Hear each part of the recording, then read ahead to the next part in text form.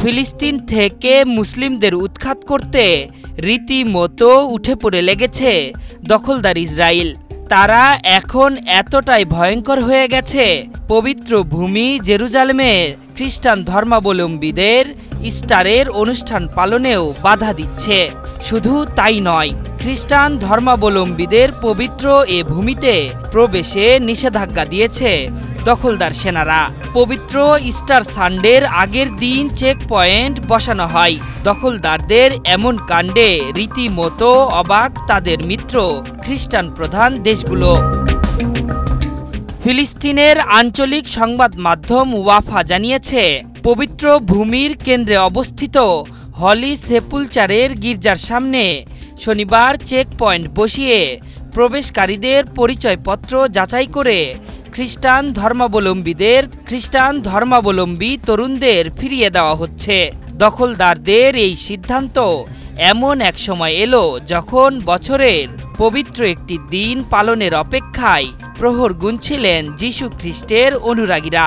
পশ্চিম তীরে বসবাসরত অধিকাংশ খ্রিস্টান ধর্মাবলম্বীরাও একই অভিযোগ করেছেন।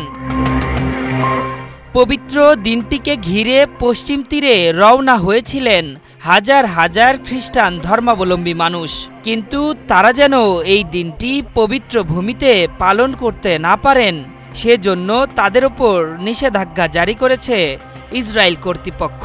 পাশাপাশি মুসলিমদেরও এই অঞ্চলে আসা ঠেকাতে কঠোর পদক্ষেপ নিয়েছে দখলদার বাহিনী।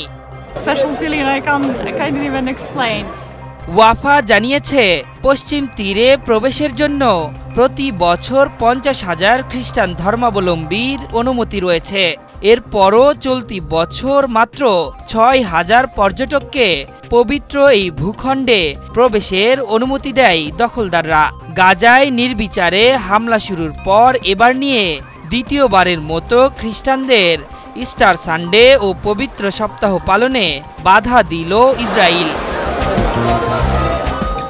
সীমাবদ্ধতা থাকা সত্ত্বেও খ্রিস্টান তীর্থযাত্রীরা হলি সেপুলচারের গির্জায় সংঘটিত ধর্মীয় আচারের জন্য জেরুজালেমে রওনা হয়েছিলেন, কিন্তু তাদের পথে বাধা হয়ে দাঁড়ালো দখলদার সেনারা।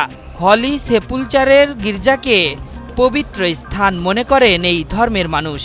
তাদের মতে এখানেই যিশু খ্রিস্টকে ক্রুশবিদ্ধ করা হয়েছিল এবং সমাধিস্থ করা হয়, এমনকি যিশুর পুনরুত্থানের স্থান বলে মনে করেন তারা। তবে ইসরায়েলের বাধায় তাদের পবিত্র দিনের উদযাপন বারবার ব্যাহত হচ্ছে। যিশু খ্রিস্টের ক্রুশবিদ্ধের দিনটিকে ঘিরে এই অঞ্চলে নানা আয়োজন করে খ্রিস্টানরা। ইস্টার সানডে এলেই পবিত্র আচার, র্যালি ও ধর্মীয় প্রার্থনায় মগ্ন থাকেন তারা। কিন্তু ইসরায়েলের কঠোর নজরদারিতে গত বছর থেকে এসব কার্যক্রমে অংশ নিতে পারছেন না যিশু ভক্তরা। চতুর্থ শতাব্দীর প্রথম দিকে সম্রাট কনস্ট্যান্টাইন এই স্থানে একটি গির্জা নির্মাণ করতে অর্থ সহায়তা দিয়েছিলেন, কিন্তু পরে এটি ধ্বংসস্তূপে পরিণত হয়। তবে ক্রুসেডাররা এই ভূমি উদ্ধার করে ফের এই গির্জা পুনর্গঠন করে। বর্তমানে চার্চ অব দ্য হোলি সেপুলচার ঐতিহাসিক এই শহরের গুরুত্বপূর্ণ একটি অংশ। আশরাফুল ইসলাম, ৭১।